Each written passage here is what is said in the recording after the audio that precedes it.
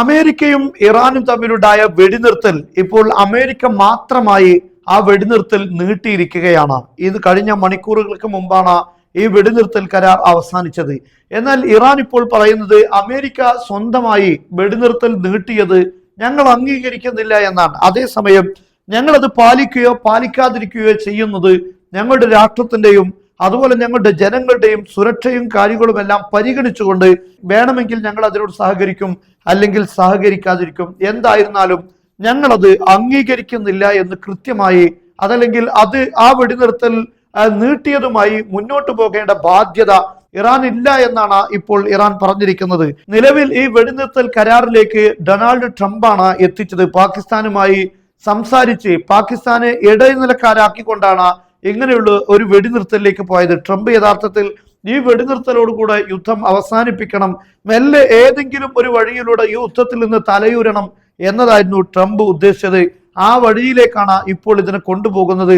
അതേസമയം ഇറാനെ സാമ്പത്തികമായി തളർത്തുക എന്ന ലക്ഷ്യത്തിൽ അന്താരാഷ്ട്ര കടലുകളിലെല്ലാമുള്ള ഇറാന്റെ കപ്പലുകളെ ഉപരോധിക്കുക എന്ന ഒരു നീക്കമാണ് അവർ നടത്തിയിരിക്കുന്നത്. പക്ഷെ ഈ ഒരു സാഹചര്യത്തിൽ ഇറാൻ എന്ത് നിലപാട് സ്വീകരിക്കും എന്ന് പറയാൻ പറ്റില്ല. അമേരിക്ക ഒരുപക്ഷെ ഇപ്പോൾ വെടിനിർത്തൽ നീട്ടിയത്, നിലവിൽ കരാറുകൾ ഇല്ലല്ലോ, ഏത് സമയവും ആക്രമിക്കാൻ അമേരിക്കക്ക് സാധിക്കും. അതൊരു മിന്നൽ ആക്രമണമായി ചില ലക്ഷ്യങ്ങളെ ആക്രമിക്കാനുള്ള വഴിയായി ഇതിനെ കാണാനുള്ള സാധ്യതയുണ്ട്. എന്നാൽ ഇറാൻ പറഞ്ഞിരിക്കുന്നത് ഏതൊരു നിമിഷം ആക്രമണത്തിന് സൂചനകൾ ഉണ്ടായോ ഉടനെ തന്നെ അതിശക്തമായ, അമേരിക്കയോ ഇസ്രായേലോ ഇന്നുവരെ ചിന്തിച്ചിട്ടില്ലാത്ത വ്യത്യസ്തമായ രീതിയിലായിരിക്കും ഇറാന്റെ പ്രതികരണം എന്നവർ പറഞ്ഞു കഴിഞ്ഞു. എന്നാൽ നിലവിൽ അമേരിക്ക ഈ ഒരു ഉപരോധം ഏർപ്പെടുത്തിയത് തന്നെ വെടിനിർത്തൽ കരാറിന്റെ ലംഘനമായിട്ടാണ് ഇറാൻ കണക്കാക്കുന്നത്. അതുകൊണ്ട് ഈ ഒരു നിലപാടുമായി അമേരിക്ക മുന്നോട്ട് പോകുമ്പോൾ സ്വാഭാവികമായും ശക്തമായ പ്രതികരണം ഇറാന്റെ ഭാഗത്ത് ഉണ്ടാകാനുള്ള സാധ്യതയുണ്ട്. ലെബനാനിലെ ഹിസ്ബുള്ള, നമുക്കറിയാം വെടിനിർത്തൽ ഇസ്രായേലുമായി ധാരണയിലായിട്ടുണ്ടെങ്കിൽ പോലും കഴിഞ്ഞ രാത്രി ശക്തമായ ആക്രമണം ഇസ്രായേലിന് നേരെ ഹിസ്ബുള്ള നടത്തിയിട്ടുണ്ട്. കാരണം ഇപ്പോൾ നിലവിൽ ലെബനാനിൽ ഇസ്രായേൽ വെച്ചിട്ടുള്ള യെല്ലോ ലൈൻ, ആ ലൈനിൽ നിന്ന് ആ ലൈനിൽ നിന്നും ഇസ്രായേൽ പിൻവാങ്ങണം എന്നാണ് ലെബനാൻ ആവശ്യപ്പെടുന്നത്. അതടിസ്ഥാനത്തിൽ ശക്തമായ ആക്രമണം കഴിഞ്ഞ ദിവസം ഹിസ്ബുള്ള നടത്തിയിട്ടുണ്ട്. എന്ന പോലെ ഒരു ആക്രമണം ഇറാൻ നടത്താനുള്ള സാധ്യത നിലനിൽക്കുന്നു. പക്ഷെ ഇറാൻ സംബന്ധിച്ചിടത്തോളം ഇപ്പോഴുണ്ടാകുന്ന ആക്രമണം അമേരിക്കയുടെ കപ്പലുകൾക്ക് നേരെയായിരിക്കും, അല്ലെങ്കിൽ കപ്പലുകൾക്ക് നേരെ ആക്രമണമാകണമെന്നില്ല. അമേരിക്കയുടെ കപ്പലുകളുടെ നിയന്ത്രണം ഏറ്റെടുക്കുക, പിടിച്ചുവെക്കുക എന്നതായിരിക്കും ഇവിടെ നാം കാണുന്ന സാധ്യത. ഇതിന് ഇറാനെ സംബന്ധിച്ചിടത്തോളം വളരെ നല്ല ഒരു അവസരം ഇവിടെയുണ്ട്. കാരണം ഹോർമുസ് കടലിടുക്ക് കടക്കാൻ കഴിയാതെ പേർഷ്യൻ കടലിൽ ഏകദേശം 400ഓളം കപ്പലുകളാണ് ഇപ്പോൾ നിലനിൽക്കുന്നത്. ഈ കൂട്ടത്തിൽ അമേരിക്കയുമായി ബന്ധപ്പെട്ട ധാരാളം കപ്പലുകൾ ഉണ്ടാകും. ഈ കപ്പലുകളെ മാത്രം പിടിക്കുന്നതിലൂടെ ഇറാന് അമേരിക്കക്ക് ശക്തമായി തിരിച്ചടി നൽകാൻ കഴിയും. ഒരുപക്ഷെ ഒരു കപ്പലിന് പകരം 2 കപ്പൽ അമേരിക്കയുടേത് പിടിക്കാനുള്ള സാധ്യതയുണ്ട്. അമേരിക്ക പിടിച്ചുവെച്ച ഇറാന്റെ കപ്പൽ തിരിച്ചു തരാനുള്ള എല്ലാ സമ്മർദ്ദങ്ങളും ഇതിലൂടെ ഇറാന് ഉണ്ടാക്കാൻ സാധിക്കും. മാത്രമല്ല, ഇപ്പോൾ എല്ലാ കപ്പലുകളെയും ഹോർമുസ് കടലിടുക്ക് അടച്ചതോടുകൂടെ എല്ലാം തടസ്സപ്പെട്ട് പേർഷ്യൻ കടലിൽ നിലനിൽക്കുന്ന സാഹചര്യത്തിൽ എത്ര കപ്പലുകളെ പിടിച്ചു വെച്ചുകൊണ്ട് വിലപേശാനും ഇപ്പോൾ ഇറാന് സാധിക്കുമെന്ന കാര്യത്തിൽ സംശയമില്ല.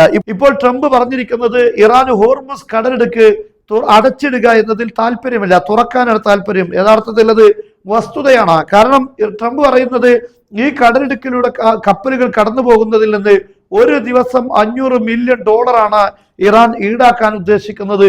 പക്ഷെ അത് അങ്ങനെ ഇറാൻ നേടിയെടുക്കുക എന്നത് ഞങ്ങൾ താല്പര്യപ്പെടുന്നില്ല. അതുകൊണ്ടാണ് അമേരിക്ക ഇപ്പോൾ അവരുടെ ഉപരോധം ഏർപ്പെടുത്തിയിരിക്കുന്നത്.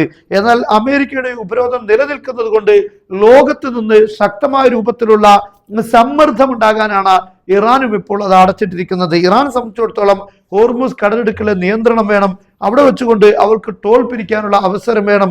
ഒരു വലിയ സാമ്പത്തിക കാഴ്ചപ്പാട് തന്നെയാണ് ഇറാന്റെ മുന്നിൽ ഇപ്പോൾ നിലനിൽക്കുന്നത്. എന്നാൽ ഇതാണ് അമേരിക്കയെയും ഇസ്രായേലിനെ സംബന്ധിച്ചിടത്തോളം ഏറ്റവും വലിയ പ്രതിസന്ധിയായി ഇപ്പോൾ നിലനിൽക്കുന്നത്. വലിയ രൂപത്തിലുള്ള ഉപരോധം ഏർപ്പെടുത്തി ഇറാന് സാമ്പത്തികമായി തളർത്താമെന്ന് കരുതിയിരുന്ന ഇസ്രായേലും അമേരിക്കയും ഇപ്പോൾ ഈ യുദ്ധം തുടങ്ങിവെച്ച് ഇറാന് വലിയ സാമ്പത്തിക സോഴ്സ് ഉണ്ടാക്കി കൊടുക്കുകയാണ് ചെയ്തത് എന്നാണ് ചില നിരീക്ഷകരെങ്കിലും ഇപ്പോൾ വിലയിരുത്തുന്നത്. കാരണം ഇറാൻ ഇനി ആ നീക്കങ്ങളുമായി തന്നെയായിരിക്കും യുദ്ധത്തിന് ശേഷവും മുന്നോട്ട് പോവുക. അല്ലെങ്കിൽ അത്രയും ശക്തമായ ഒരു ഡീലിംഗിലേക്ക് എത്താൻ സാധിക്കണം. എന്നാൽ അത്തരം ഒരു ഡീലിംഗിലേക്ക് ഇറാൻ ഒരിക്കലും കടന്നു ചെല്ലുകയില്ല. മാത്രമല്ല, ഇപ്പോൾ പാകിസ്ഥാന്റെ ഔദ്യോഗികമായ വൃത്തങ്ങളിൽ നിന്ന് വരുന്ന വാർത്ത ഇറാനുമായി നല്ല രീതിയിൽ ബന്ധപ്പെട്ടുകൊണ്ടിരിക്കുകയാണ്. അമേരിക്കയുടെ ഭാഗത്ത് പാകിസ്ഥാന് സമ്മർദ്ദമുണ്ട്. ഇറാനെ എങ്ങനെയെങ്കിലും അനുനയിപ്പിക്കാനുള്ള നീക്കമാണ് പാകിസ്ഥാൻ നടത്തുന്നത്. അതായത് ചർച്ചയിലേക്ക് ഇറാനെ എത്തിക്കാനുള്ള ശ്രമം നടത്തുന്നു. എന്നാൽ ഇറാൻ ഇപ്പോൾ ഈ ചർച്ചകളെല്ലാം പൂർണ്ണമായി ക്യാൻസൽ ചെയ്തിരിക്കുകയാണ്. സമ്മർദ്ദങ്ങൾ, ഭീഷണികൾ ഇതെല്ലാം മുന്നിൽ വെച്ചുകൊണ്ട് ഒരു ചർച്ച എന്നത് ശരിയല്ല. ഇങ്ങനെ ഭീഷണി ഉയർത്തുമ്പോൾ പിന്നെ ചർച്ചയ്ക്ക് എന്ത് പ്രസക്തിയാണ് ഉള്ളത്? രണ്ട് വിഭാഗത്തിനും പൂർണ്ണമായ സ്വാതന്ത്ര്യത്തോടുകൂടെ ചർച്ചയിലേക്ക് കടന്നു വരാൻ കഴിയണം. ഒരു ഭാഗത്ത് ഭീഷണി ഉയർത്തിക്കൊണ്ട് ഈ ചർച്ചകൾ സാധ്യമല്ല. മാത്രമല്ല, ഇറാൻ മുന്നോട്ട് വെച്ച കാര്യങ്ങൾ, അവരുടെ ഡിമാൻഡുകൾ, ഇതിൽ നിന്നൊന്നും പിൻവാങ്ങിക്കൊണ്ട് അത്തരത്തിലുള്ള ചർച്ച ഞങ്ങൾ നടത്താനില്ല എന്ന് തന്നെയാണ് ഇറാൻ മുന്നോട്ട് വെക്കുന്നത്.